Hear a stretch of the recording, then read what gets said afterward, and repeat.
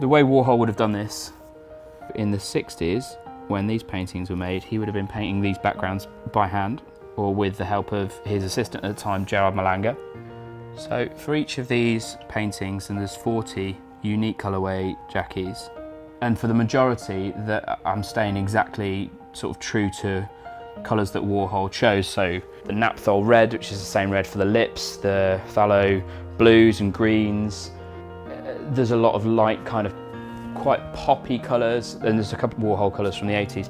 So he never made 40 different colour jackies, but he did make 48 different colour electric chairs later in the year. So after the background colour, the next step after that is putting the halftones over the background colour and the face colour. And the halftone is what makes her look like Jackie. At the moment she looks like a group of colours that you can see her eyes, eyeshadow, lips, face. But when the halftone goes on, it's like when a photograph gets developed in the darkroom, you kind of suddenly go, oh, that's it. That's what she's supposed to look like. And the halftone bit of the image is quite important in terms of after Warhol and this process, because that is the bit that Warhol worked on by hand in this process. The greatest Warhol scholar there was a guy called Rainer Krone.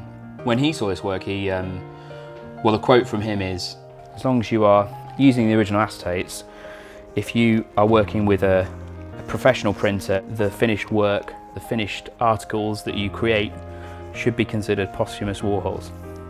And that's unique because no one else has those acetates. So no one else can follow this same process unless you've got those acetates. So that's kind of cool because it means we can do it, but also it means, no one else can do that. At all stages of this whole process and making these paintings, it's always been about following that process and being accurate and true to what Warhol did.